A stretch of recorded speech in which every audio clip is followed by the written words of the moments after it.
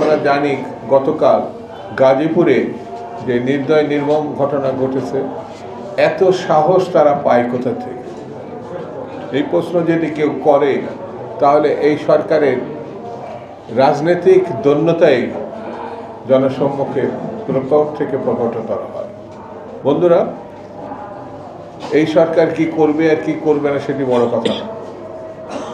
আমরা দেখেছি 90 পরবর্তী সময় 91 সালে জাস্টিস শাহাবুদ্দিন সাহেব 3 মাসের মধ্যে নির্বাচন দিয়ে, এবং যে নির্বাচন দেশে শুধু না সারা বিশ্বে অত্যন্ত গ্রহণযোগ্য হয়েছিল, সেই নির্বাচনে নির্বাচিত সরকার ক্ষমতা গ্রহণ করেছিল।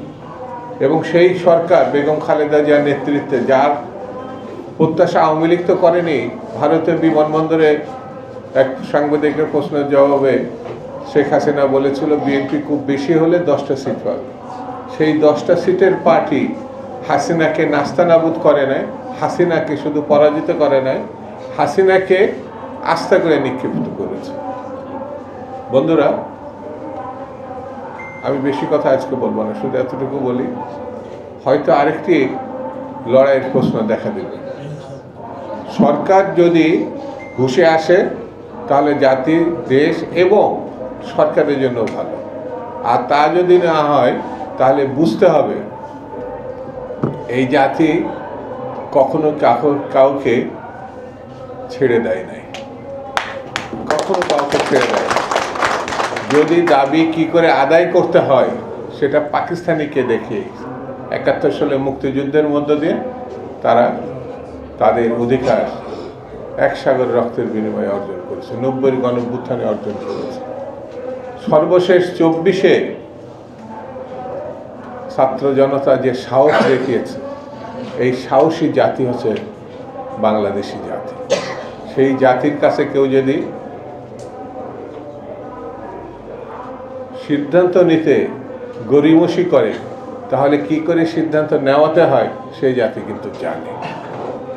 সেই জন্য আমি বলবো, এখনো পর্যন্ত আমরা ডক্টর মোহাম্মদ ইউনূসের কাছে প্রত্যাশা করি, তা আমাদের সরকার বলে আমরা মনে করি।